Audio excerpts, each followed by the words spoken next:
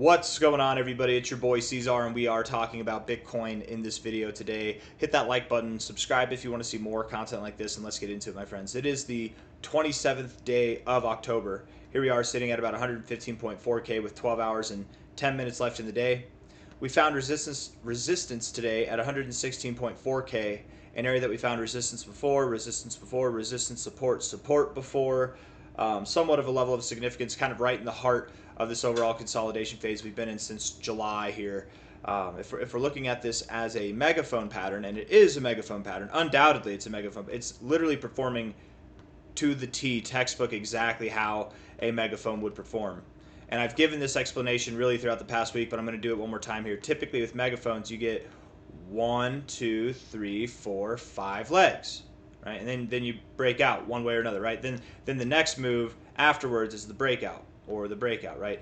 On that fifth leg, it's very common to get what's called a partial decline if you're looking to break out to the upside. If we're looking to break out to the downside, we might get a partial rise where you miss this trend line, but we're already on our fifth leg here. We already have the partial decline. A partial decline is where you reach for this trend line, but you can't quite get it. It's a very perfect pattern. It looks perfect. So again, the assumption here with this partial decline is that you were reaching for this trend line, but you were too bullish effectively to get down here.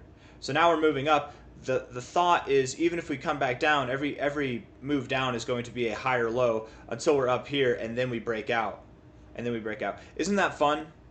Isn't that great? It's like, I love patterns like this because, and really this is the only kind of pattern that's really like it, but any broadening pattern with an ascending top line there, because then before the breakout even technically occurs, you're at new all-time highs, right? You're at new relative highs even before the breakout actually happens. This move here is not even part of the breakout. The breakout's going to be spectacular. It's going to take us all the way up to 155K. The way that you would measure this pattern is you take the high, you take the low, and that is the low of the pattern, right? This is the overall pattern. That is the low of the pattern. That is the high of the pattern. You take this and then you put it at the high of the pattern. That's your measure move. Your measure move would put you all the way up at about 155K right there. So that's the idea. We're going to move up. The breakout doesn't even get started till we're here, and then once we break out, we should be moving up at a nice pace all the way up here, sometime in the heart of November. Maybe in the middle of November, maybe at the end of November, whatever. But I would expect in November we see Bitcoin provide $155,000 price or higher. It's very possible. I mean, we could stop here momentarily. Breakout move achieved, and then in December continue to run higher. That's kind of what I'm expecting. But let's zoom in. Let's look at the short-term stuff. See, are we pulling back here? Do we have expectations to continue higher immediately? What's the deal, right? We do have the FOMC meeting coming up on the 29th here. It is the 27th now, so 2 days from now, and probably, let's see, it's the, what hour is it right now? It would probably be more like 2 days and 4 hours from now, because I feel like it's on the 16th hour. It's the 16th or the 18th hour of these days. I forget what it is. But on the 29th of October, we have the FOMC announcement coming in, and I do expect Bitcoin and the rest of crypto mostly to move up into that announcement, and perhaps even into the 30th as well, because the 30th is the day that Trump and President Xi are meeting as well. Right, so we might pump up into that if there's good news as well. But then I would expect, and I do fully expect actually, that after these events, that we do actually pull back a little bit, right? And it might not be dramatic. It can be dramatic, but overall, again, we're going to have a higher low, something that inevitably builds us to higher highs and inevitably all-time highs. Looking at the short-term stuff on the 1 hour time frame, I'm going to delete that white line there. Looking at the short-term stuff, we do have lower lows in the RSI. You can see here, low, lower low there. We have a low here and a higher low corresponding with those lows in the RSI. So higher lows in the price, lower lows in the RSI equals hidden bullish divergence. We have the same thing going on with the stochastics and the MACD. The MACD's flipped red. We do have, I think, bearish divergence with the MACD. That could call for a move, and wouldn't it be completely appropriate to back test this area here, right? Something like this, 113.4K. Shake people out, make them nervous. We go back down to 113K, and then boom, then we move up. I don't know. It would be a higher low overall. It could happen. If it does, I just want to say I'm not expecting necessarily that we go down to 113.4K. I'm not there yet, but if we were to go down to that level, I wouldn't be worried. Even if we went, hell, even if we broke below 113K, I think that we're fine. Okay, we could take that low out and still provide higher lows overall. I'm not completely convinced yet that that's what we do, though, because that hidden bullish divergence, I think, is getting in the way. Bearish divergence is one thing, and that should be taken seriously, but it's on the 1 hour time frame and it's on the MACD. The MACD is less reliable on the 1 hour, so I'm gonna lean more with these other indicators that are more reliable on the 1 hour, which are saying hidden bullish divergence rather than bearish divergence. Though, to be completely fair, oh, come on, we do have bearish divergence, I suppose, with the RSI. That would call for a move down here. I suppose let's do it. Let's call for that. Let's call for it, because these are lower highs. These are lower highs right here. Going back here, let's call for a move back down to something below 114K. We're at 115.3K now. Let's call for that. If I'm wrong, here's how we're going to prove that I'm wrong, okay? Just go above this high. That's really it.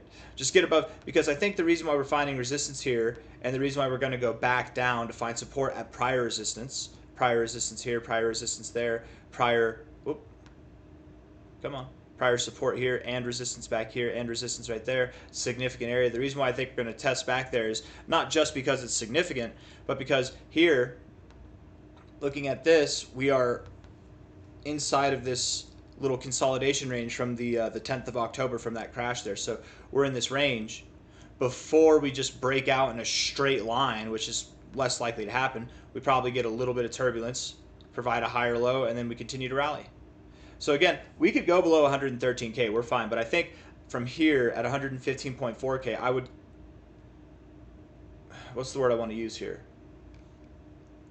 I would expect that we do go below 114K, but I wouldn't be worried about it. I wouldn't be, it's not intimidating. I would not be intimidated by this at all. And in fact, I would be looking, while I can, for any altcoins that have yet to pop off that might be good investments at this point in time, or maybe altcoins that have popped off that while Bitcoin goes down, they might dump a little bit too. It might be a good time to get in, you know, looking at Zcash, Zora, any of your favorite altcoins that have been pumping lately. 116.4K is the top, 115.4K is the price now, probably going below 114K. I doubt we go below 113K, but again, if we do, it's okay. It's not a problem. 4 hour RSI is spectacular. We love it. It looks good here. Put a line right there. You found resistance here once, twice, 3 times. You even found support here once. Pretty significant level in the 4 hour RSI. Found resistance right there. Boom, beautiful, right? Right there, a little bit below there, a little bit above there. It doesn't have to be perfect, but something in the zone. Yeah, you typically do find resistance. So come down. Your RSI is spectacular. We've got higher lows. We've got higher highs. I can't draw a straight line to save my life. Let's just use the straight line here. Now, you've got higher highs, but I think that this is a point where we could expect to find resistance, and that's okay. That's fine. That's not a problem. Maybe we push a little bit higher, and I do want to say, not financial advice, not a financial advisor, because I said this earlier. If we go higher, then I'm wrong. I should restate that and say, if we go a little bit higher, that's okay. That doesn't necessarily mean that we're wrong. The lower prices are still intended, but we could see some kind of scenario where we push just past this. I mean, we already kind of have. We push just past that high, and then we come back down. So if we do that, don't be don't get too bullish. Don't FOMO the top, right? If we move up to 117K, I'm not convinced there. I would be convinced. What would it take for me to be convinced? Let's see. Yeah, we'd have to get up to 120. You get up to 120K. Really, oddly enough, anything between here and 120K could get given back into, and we could find support again at these same levels that we're talking about. So, but at the end of the day, we're bullish, right? Net bullish. I'm not trying to make a play off of this. I'm not trying to. I hope nobody's trying to short this, because you'll probably get wrecked. I mean, maybe it'll work out. I don't know. Pulling back to the 786, such a common thing to do. 113.3K, 113.2K sounds right to me, man. But we could move up a little bit first before then. Prove me wrong. If we get above 120K, there is no pullback. We're breaking out, man. We're moving up. But that's not what I would expect here. Because to get to 120K from here, we'd have to break this structure. Like I think we're more likely to find resistance than we are to find support right here. Come down, come back up, form some bearish divergence or something. It'll be the 29th or the 30th by the time we do that, and then we can sell off It's perfect. It's literally perfect. I couldn't ask you guys. I'm giving you the template here, okay? Not financial advice, not a financial advisor, but I'm giving you the template here. I really do believe we nailed this on the head. What we're going to see is we're going to move down, going into, you know, probably Tuesday. Right, today's Monday the 27th. I bet tomorrow, Tuesday, we move down, and then coming up into the end of the day, Tuesday, going into Wednesday, we pump up, and perhaps Thursday is the day that we top off. We get that bearish divergence. It could be tomorrow, or it could be Wednesday that we top off, but a little bit of downside first, then some upside. Daily time frame here. Actually, did we look at other indicators besides just the RSI? Stochastics, pretty hot. They've been hot for a while, right? You could stay up here for longer. We've done it before, but that's a pretty good amount of time. That's, you know, it's in comparison, it makes me think that we could stay up here longer. But the thing is, you could come down and then come right back up, or you could come down lower and then come right back up. So who's to say that we're done being bullish? I don't know if we are yet. But the stochastics is nice. It's just maybe come down a little bit, and that's okay. Maybe come down a little bit. That's fine. The MACD is also really bullish. No signs of slowing down here. I guess the bullish momentum is dying off a little bit, but no signs of dying off here. Even if we correct a little bit, I'm not worried about this MACD. It looks really good. So daily time frame, zooming back out here, and I'll delete all these squiggles. The daily stochastics are bullish. The MACD has flipped green. Now we have 2 green days in a row, which is nice to see. Looking to cross above the 0. We probably don't cross above the 0 on this first attempt. I would assume we probably come up here, reject a little bit, and then we'll probably come up later, something like that. That'd be my expectation. Maybe something exactly like this. Perhaps something like this, right? I don't know. Let's go back here.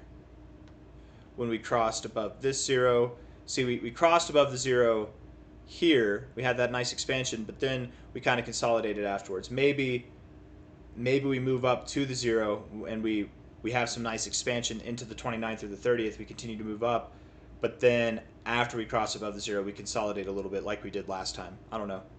That would be kind of my expectation. Either that, or we're not going to have any red in November. We're just going to be moving up. But I really do foresee moving up to the end of October, which we're in right now, and then moving down in the beginning of November, and then back up going into the rest of the month there. November should be a party, you guys. I think it's really going to be a good time.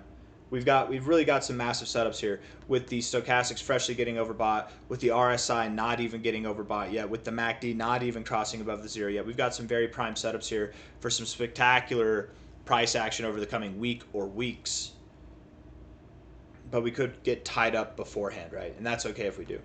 115.3K now. The expectation here is that we do pull back to prices below 114K, but probably not below 113K.